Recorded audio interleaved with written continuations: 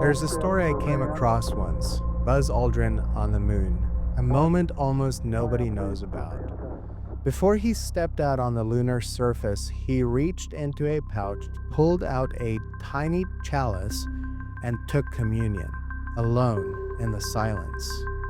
NASA told him not to broadcast it, too personal, too divisive, too religious. But he did it anyway. Not for the world, but just for himself.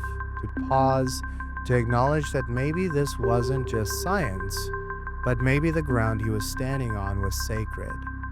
Even after traveling 240,000 miles, he still felt like there was more. And that stuck with me because I felt that too, not in a rocket ship, but in other spaces. I felt it sitting in the car after a long day, looking at the ceiling, wide awake at night, standing at the edge of a canyon, feeling small, but also like I belonged to something. That ache, you know it too, don't you? That sense that life should be more than this, more than the noise, more than the tasks, more than just getting through. We've mapped galaxies, coded genomes, built machines that learn, and phones that know us better than we know ourselves. And yet we still search, we still ache, we still ask, is this it? Some say it's just biology, that our brains evolved to crave more, just to survive. But maybe the ache isn't a malfunction. Maybe it's a message. C.S. Lewis once said, if we find ourselves with a desire nothing in this world can satisfy, the most probable explanation is that we were made for another world. Now, I know the Bible can sound like a loaded word. You might have seen it weaponized, heard it used as a mic drop in arguments, or maybe you've never opened one and just know what people have done in its name. But what if the Bible isn't a rule book, isn't just a system? What if it's a story, a messy, ancient, beautiful story told in poems and protests, laments and letters, a story of people like us grappling with hope, failure, fear, and wonder?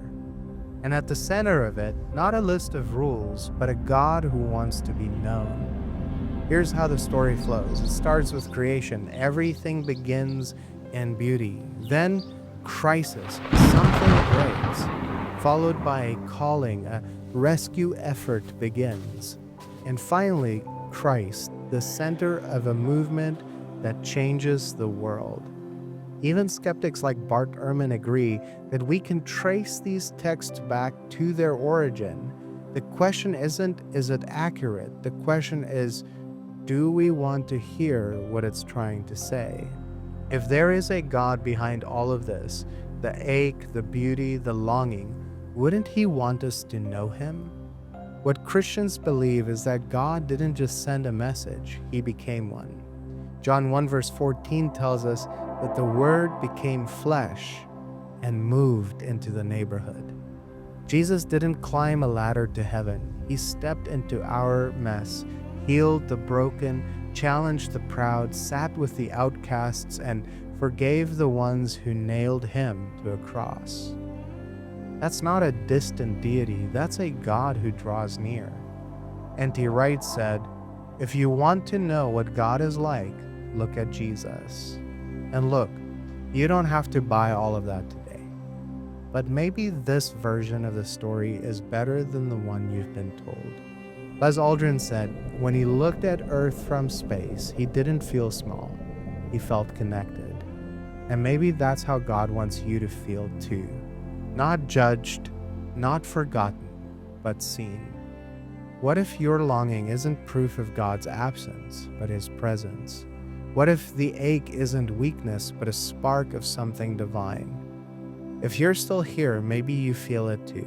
That tug, that whisper, that maybe there's more. If that's you, drop the phrase, I'm still wondering in the comments. Not as a declaration, but just a signal, because I want to invite you to explore the story of the Bible and how it has changed the lives of many with me. Hey, if we haven't met yet, I'm Kris. I'm a pastor and storyteller based in Mandan, North Dakota. And NeumaStories is where my wife and I wrestle with faith, doubt, beauty, and what it means to be human. If this spoke to you even a little, I hope you'll stick around.